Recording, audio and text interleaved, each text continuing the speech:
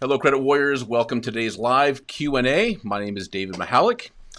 I am a consumer credit expert, having spent nearly 9 years in the credit repair business. 7.5 of those years spent with one of the top 10 credit repair companies in the U.S., where I served as the executive vice president.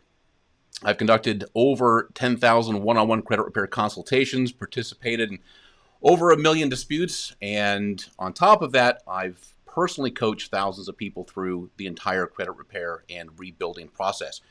So thank you so much for joining me today. I want to get a sense of how many people are watching right now. So if you could do a like or say hello, somehow introduce yourself, that would be great. And before we get rolling here, just a couple of things. I'm going to start answering some questions that I got during the week when I did this post on Credit Warriors. And let me make sure that everybody can see me here. All right.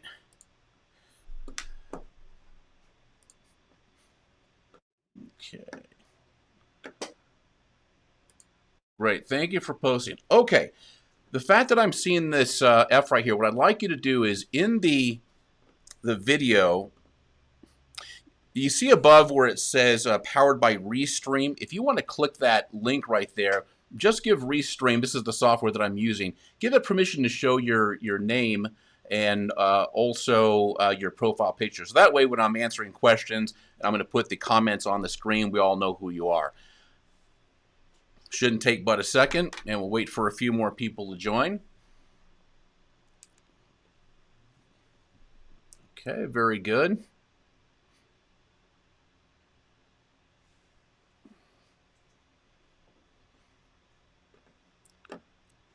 Actually, I see a handful of people are doing it. Really appreciate that. Okay.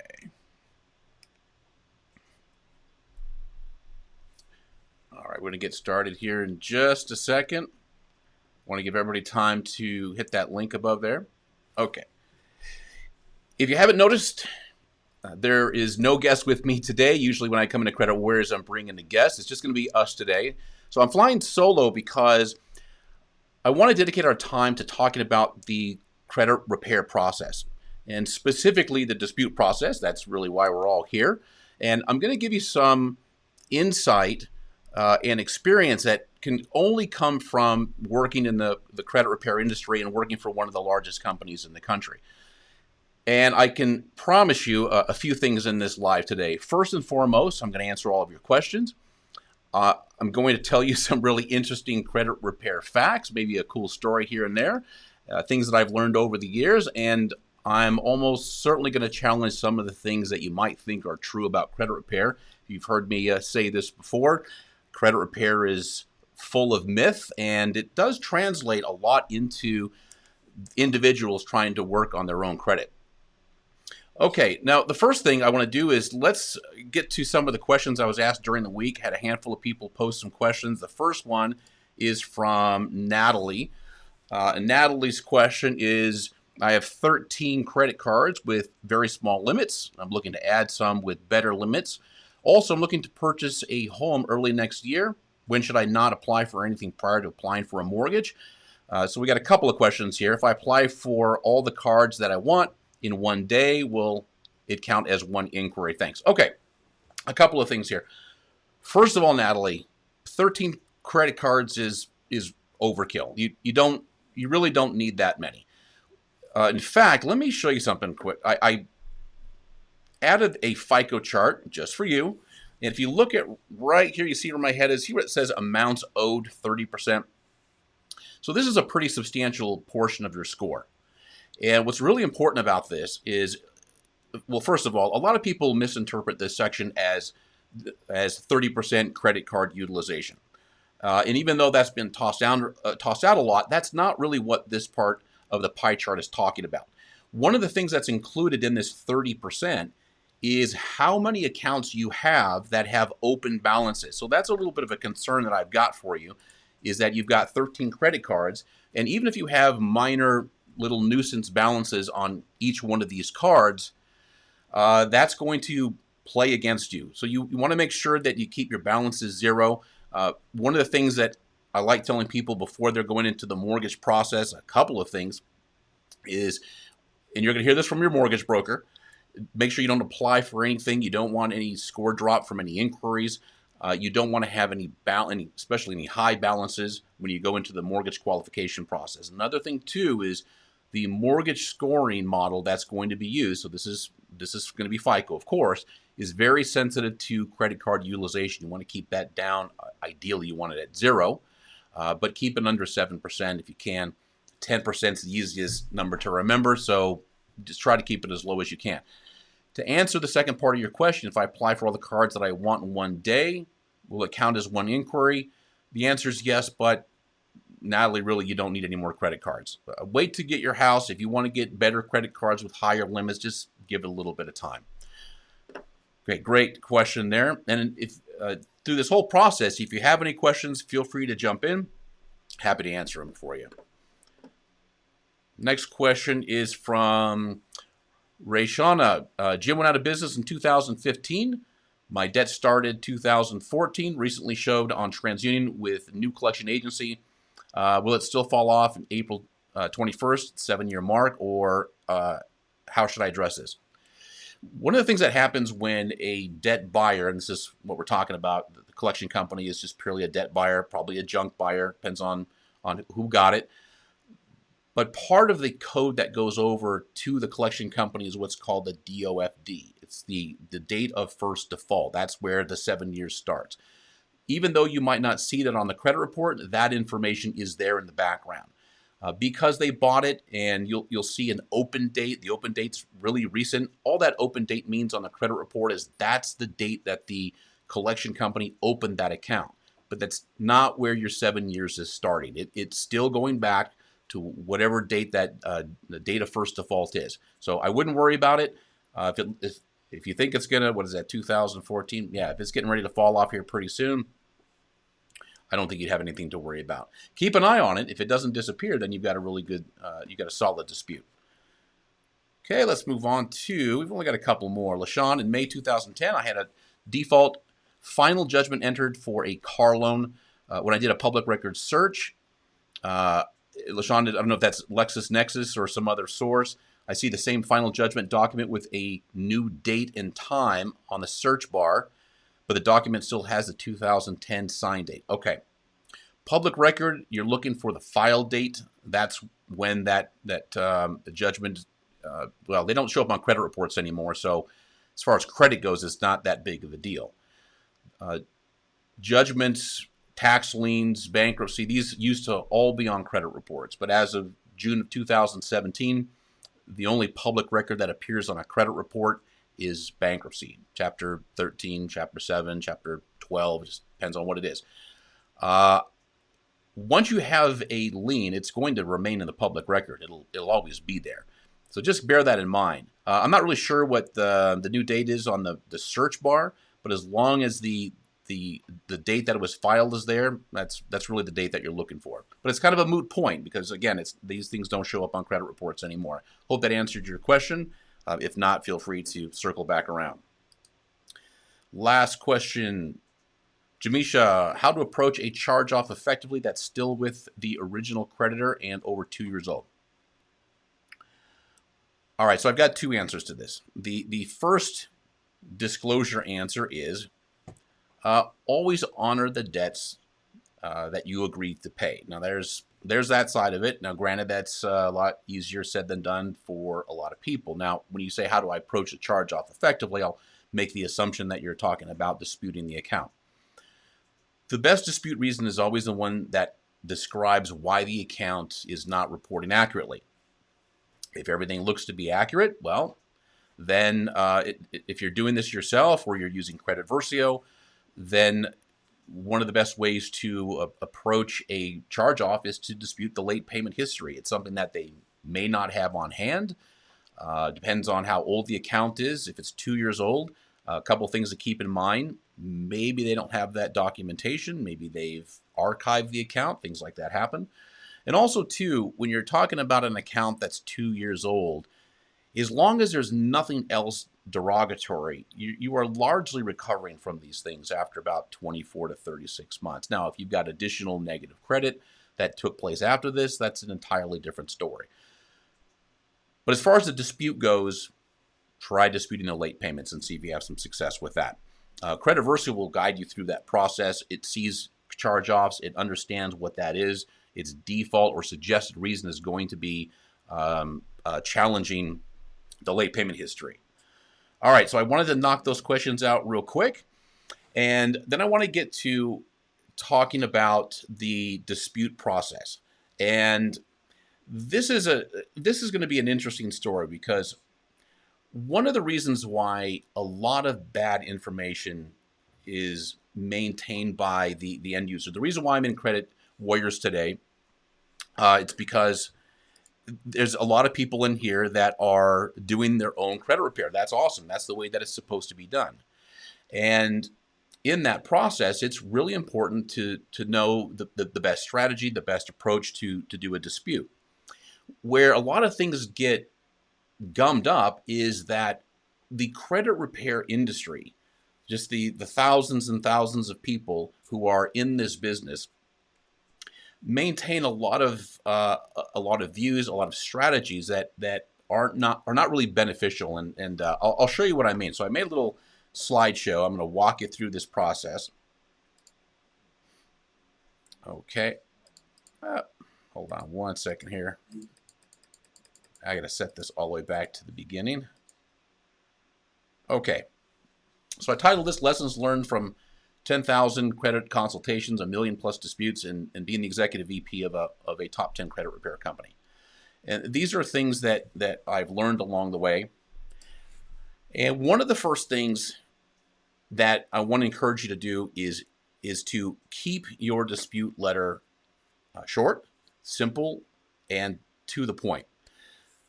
A lot of people think that they have to create these long dissertations, stories about how things happen, the backstory. This is not really necessary. And the reason why, in fact, I'll give you a good situation that I've seen many times when people see dispute letters that come out of Crediversal. If you're not familiar with what Crediversal is, I'll do a 60-second pitch towards the end of this just to bring you up to speed if it's new to you. But a lot of people will look at the Crediversal letters and say, well, these are really short. They're too simple. They don't go into a lot of detail. They're not really fancy. Long ago, back when I was with the company I was with, we did a tremendous amount of volume. And like every other credit repair company, one of the things that we did are these long, drawn-out letters citing the law and talking about what's wrong and sometimes putting in case law and using all this fancy language because, and we also use other technology. There's a technology called spinning where the software that created the dispute letters would change just a little bit in the belief that when the credit bureaus read these letters, that it would fool them into thinking it's not the same letter over and over and over coming from a credit repair company. Turns out that's not very successful, but I'll get into that in a second. So this is the way that credit repair companies do their disputes.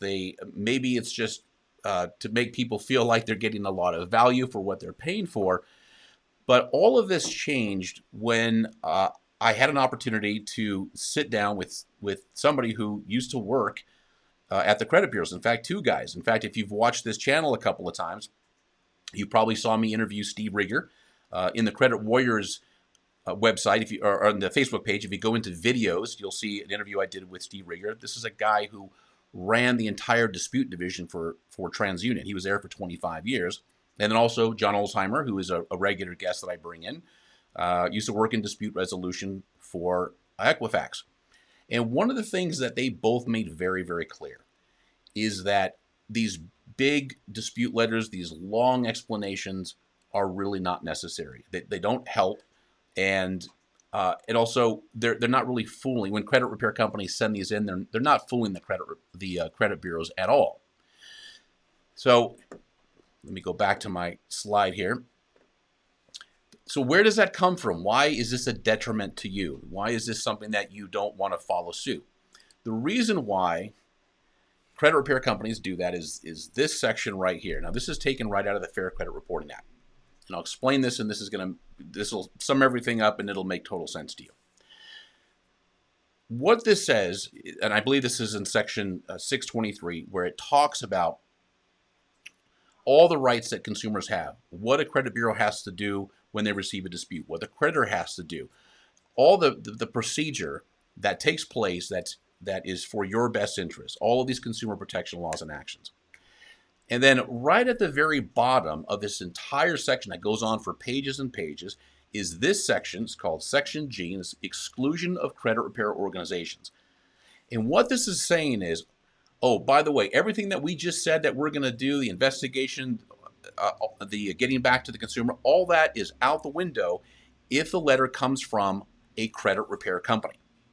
So that's why you see these large, outrageous, detailed dispute letters coming from credit repair companies, because their entire motive is to try to sneak past the credit bureaus so the credit bureaus don't ignore the letter. Now, they're not saying that they're going to do that, but they certainly have that option. So this is why a lot of bad habits go from the credit repair industry to so-called experts on YouTube and everywhere else, creating these dispute letters that are really unnecessary. And then the end user, the individual who's trying to fix their own credit, adopts these things. All right, so let's move on to the next slide here. All right, so this is, I'm going to give you some great points, things that absolutely make a difference when you're doing a dispute letter. Number 2, be polite. You don't need to quote the laws. You don't need to threaten to sue. Not only are these not effective, remember, you might have somebody reading this.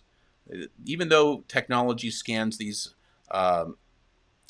letters, it gives them a dispute code and sends it off to your creditor. On occasion, an individual might read the letter. So just bear that in mind. You don't need to quote the laws. Okay, the bureaus know the laws. Everything that they do as far as the procedure goes is based on how the laws were written and what is required of them.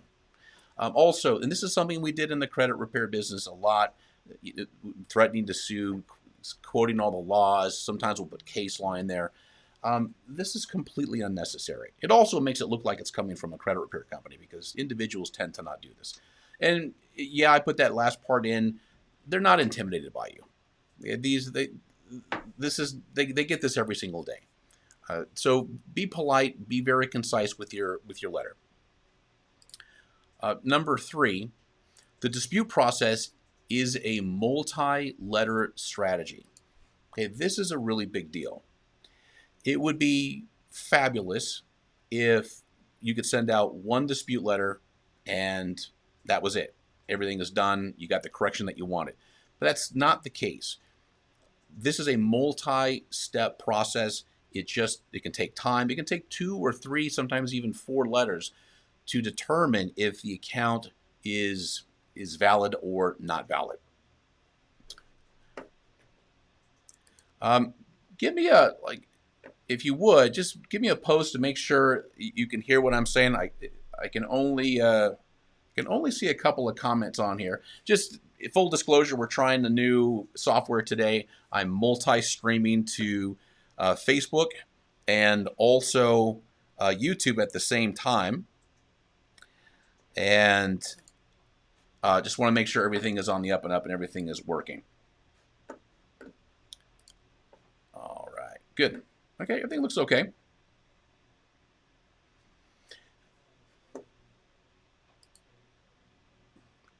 All right, and this is the part earlier I said I'm going to challenge some things that are going to maybe rub some people the wrong way. Thank you so much for that. I wish I could see your name and your face, but we're working on this new technology here.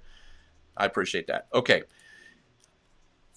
There are no magical dispute letters. Again, this sort of comes from the credit repair space, and for years and years, in the thousands of conversations that I've had with people looking to fix their credit, one of the things that we prided ourselves in were the dispute letters that we took years of developing and thinking that we had some kind of a formula that was more effective than any other.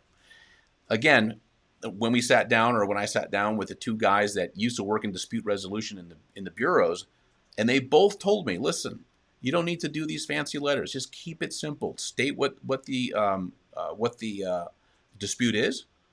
Ask a question as to what kind of resolution you want to see, and just leave it at that. That's all you need to do. What tends to happen with people is they go get these big templates or buy templates. Nothing wrong with that. I know Supreme has templates in Credit Warriors. Those are great. Nothing wrong with those at all. But when you start getting into things that are just completely overblown, people will claim that, well, this style is more effective. If you say this, it's going to be more effective. If you use this strategy, it's going to be more effective. And the fact of the matter is, it's not true. I'll give you a great example. Let me show you the screenshot. This is this is an example of a Credit Versio letter. Very simple. Let me scroll up to, okay, I'm on page, yeah, here we go. Okay, TransUnion, I'm writing to dispute the following information that appears on my TransUnion report from 10/1/2020. I want to point out something here. Notice how simple this is. It's just the name of the account number, the balance, and the dispute. Right here on one line. I don't remember ever being late with a payment on this account. Please provide statements and records of all payments made and missed since I opened the account. Simple. Okay, it doesn't go on and on. It doesn't need to. Here's the thing this is the takeaway that I want you to have with this dispute letter. Statistically, the success rate that Credit Versio has, and we look at the success rate over large numbers, just like any large credit repair company does, and me coming from a very big credit repair company, the remarkable thing is, remember those big letters I told you that we did that I did in the old company? That success rate is the same as this success rate. So what does that tell you? It tells you that fancy dispute letters that go outside of just the simplest dispute don't matter. Okay? Keep it simple. Keep it short. And I wanted to show this to you because a lot of times we get people who are looking at this, who sign up for Credit Versio, they love everything, but they're like, hey, wait a minute, how come these dispute letters are so simple? Because they work. And we wouldn't do this if we hadn't done a million plus disputes, and we know exactly what's going to work. Not as far as what's going to get deleted, but we know what style is going to work. Okay. And if you have any questions on any of this, just shoot me a post, and I'm happy to answer it for you. Okay, let's go back to no magical letters. And then lastly, okay, and just finishing up on this thought. The reason why I want to convince you on the subject of there's no such thing as special or magical letters, because the only reason for an account to be deleted from a credit report under the Fair Credit Reporting Act is this: either it's erroneous, outdated, incomplete, or unverifiable. The account is already that before you ever wrote a dispute letter. So a dispute letter cannot make an account erroneous, outdated, incomplete, or unverifiable. Okay, I really hope that you grasp that. Any account can be deleted from a credit report at any time, provided there's something wrong with the account that the creditor or the credit bureau cannot verify or fix. Now, the credit bureaus don't fix things usually. It's the creditor who's reporting the information to the credit bureau. And when you do a dispute, incidentally, most of the time what causes the deletion is this: it's just not verifiable. There's a lot of reasons why a creditor will delete something because it's not verifiable. Sometimes, as I mentioned before with the person who asked me about a charge-off, if it's 2 years old, sometimes they archive the data. Sometimes they have a automated response to an electronic dispute that comes over from the bureaus. And what I mean by that is not an online dispute.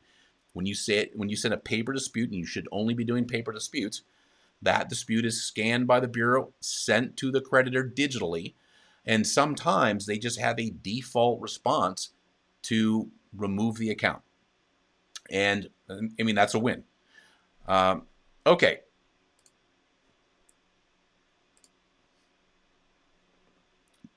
And we'll wrap up here. In the thousands and thousands of conversations that I've had with people, this is one of the areas where there's a pretty big misunderstanding. That is, deleting bad credit somehow equals good credit. I can't tell you how many times I've taken the phone call where, hey, you guys just deleted, 10 of my accounts, but my score didn't move.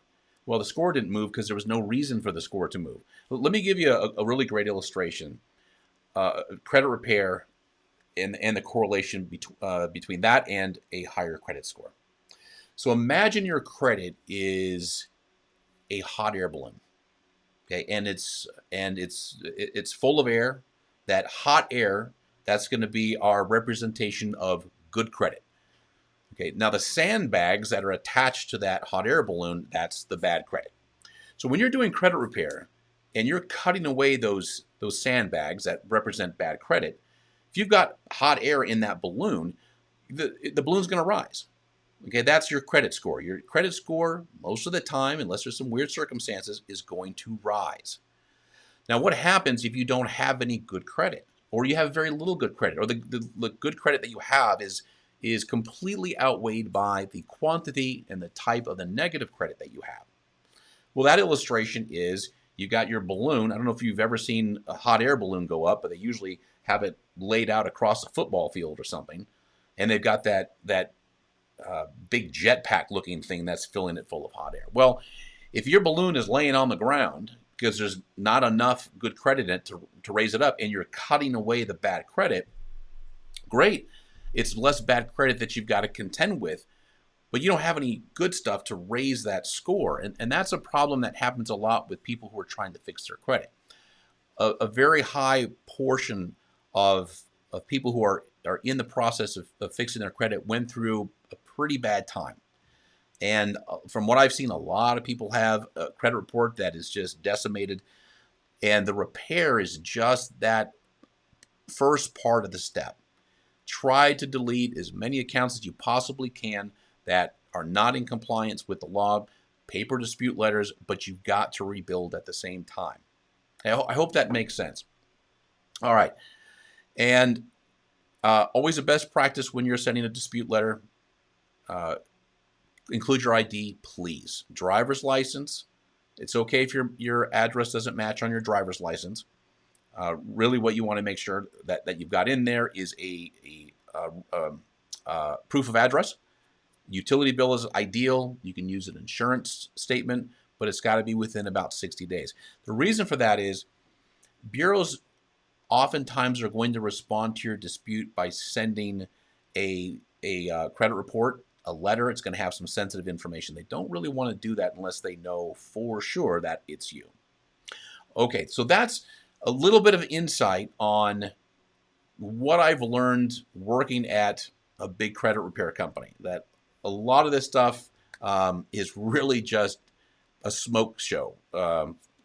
It's not really something that is going to help you guys by following what a lot of credit repair companies do. Keep your disputes short and send them regular mail. Make sure you have your IDs.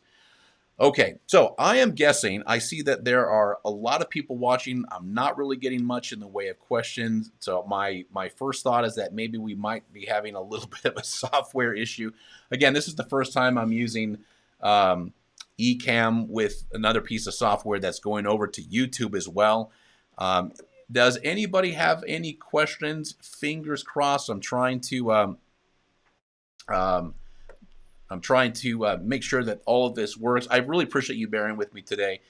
New software can be a little bit of a pain.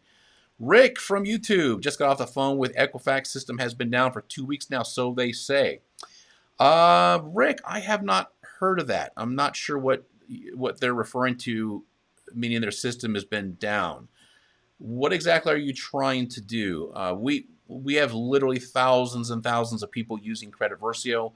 We're not really seeing any issues with Equifax reports coming in if you're referring to something else. Okay.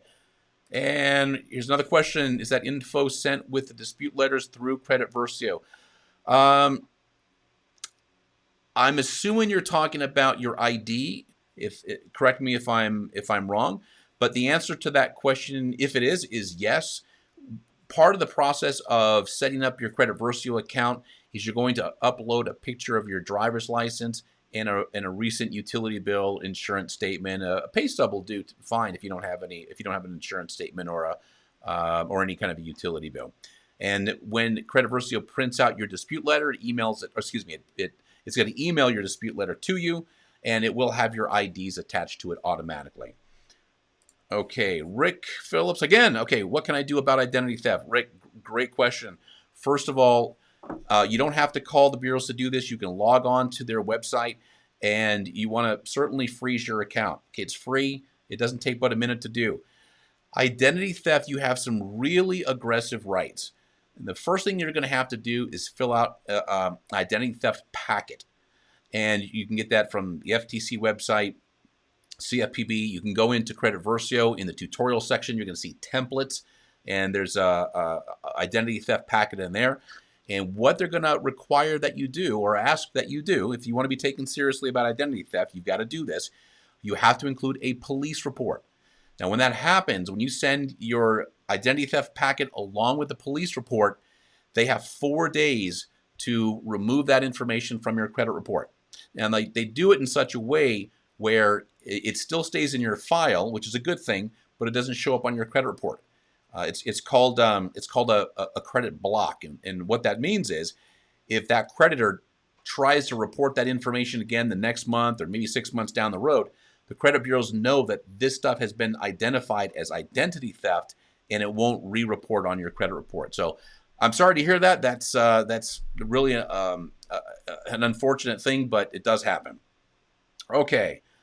Let's see. I have a police report. Okay.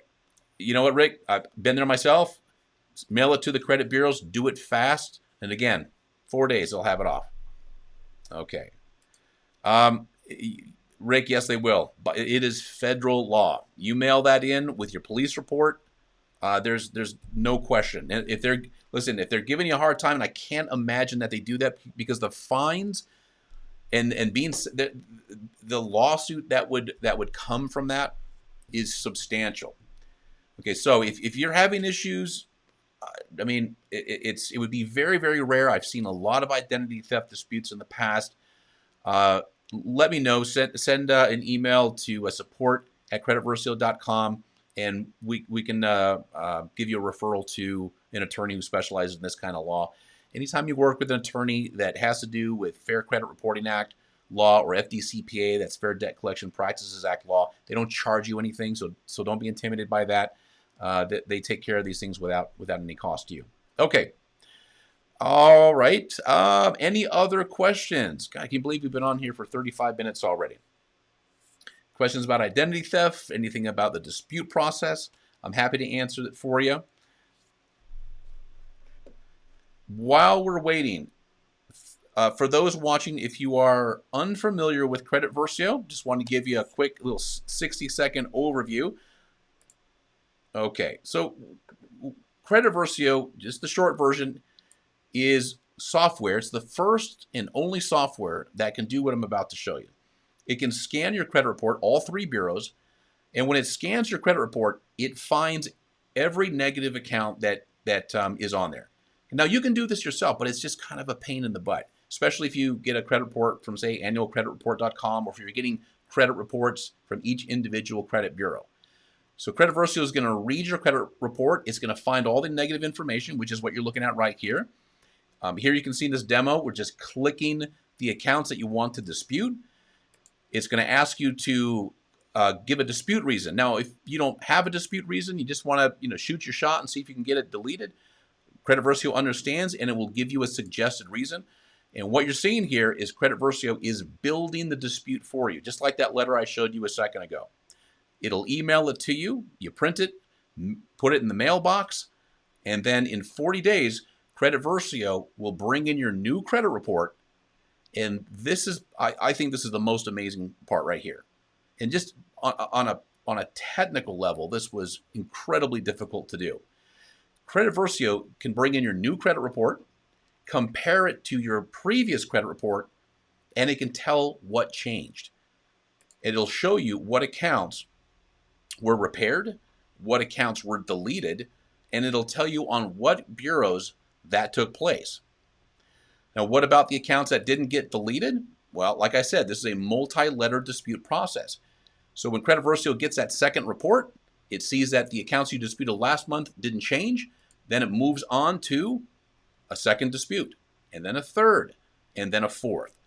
Now, this is going to save you tons of hours. This is a credit repair. The reason why, even though everybody can do it themselves, the reason why people don't do it or they get discouraged after a month is because it's a lot of legwork. Credit Versio can do in less than 10 seconds what takes most people about 10 to 15 hours of legwork on their credit report to do. And just to wrap up, Credit Versio is free. You can use the software for free. The only thing you got to pay for, though, is a 3-bureau digital credit report. So Credit Versio reads a big digital file. There's 2 companies that can export a digital file to Credit Versio: Smart Credit, Identity IQ, and maybe you've already heard of them. They're very big companies, and you just pay them for a 3-bureau credit report. The cheapest one's $19.95. Okay, that's the end of my pitch. If you have any questions on that, let me know here. Send us an email. And I got one last question here. Does Credit Versio have an app? Great question. We do not right now. The Credit Versio is a web-based app. What that means is you can't download it on your phone, but you just go to the website. It's mobile ready. We are going to build an app.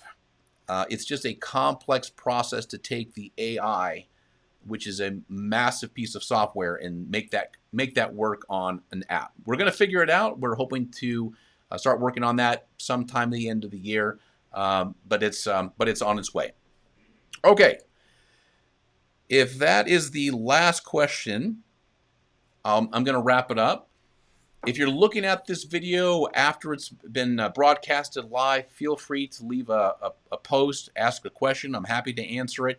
And if you have any questions directly for Credit Versio or for me, support@creditversio.com, and it'll get to me. Okay, going once, going twice. Any other questions from anybody here? All right. Thank you so much for watching. I love doing these weekly Q&A sessions. Again, if you have any questions, that's what I'm here for. More than happy to answer them for you. Thank you so much for joining me today. I'll look forward to seeing you next time.